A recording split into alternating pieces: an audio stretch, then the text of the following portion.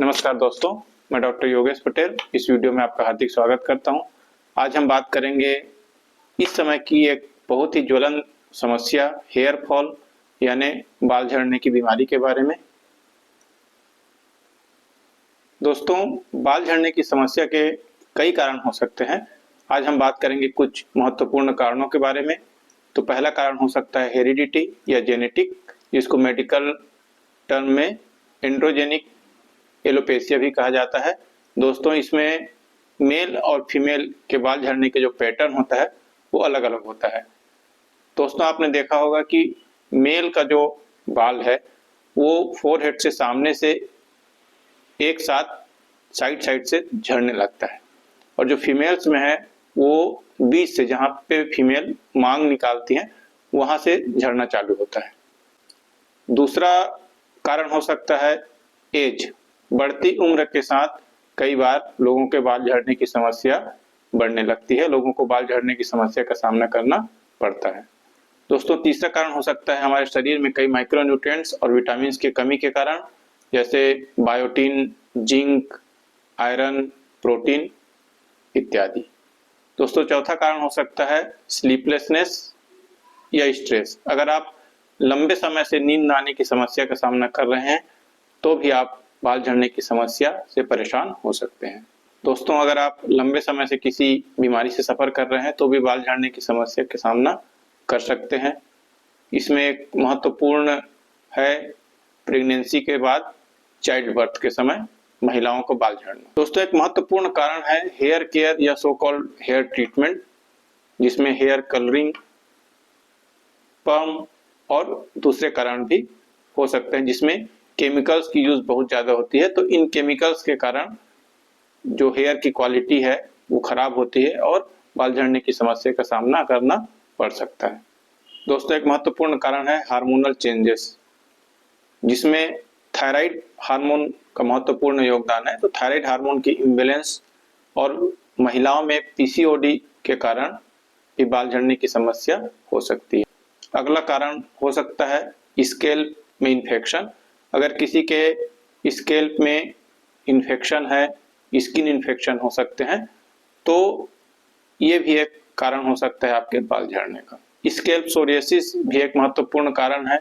शरीर के स्किन के साथ में अगर स्कैल्प में सोरियासिस है, ये कॉमन डिजीज है, अधिकतर स्कैल्प में सोरियासिस देखने को मिलता है। तो स्कैल्प सोरियासिस के कारण भी बाल झड़ने की समस्या उत्पन्न होती है। दोस्तों, सबको पता है कि कैंसर ट्रीटमेंट के बाद में अधिकतर बाल झड़ने की समस्या का सामना करना पड़ता है।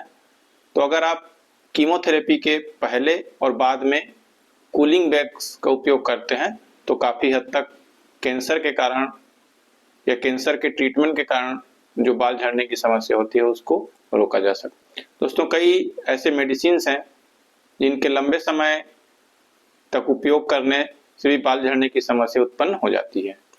दोस्तों, कई लोग गुस्से में आकर या फिर कई लोगों का आदत होता है बाल खींचने का, हेयर पुलिंग। तो हेयर पुलिंग भी एक रीजन हो सकती है बाल झड़ने के लिए। दोस्तों, आज के समय पे पॉल्यूशन भी एक महत्वपूर्ण कारण हो सकता है बाल झड़ने के लिए।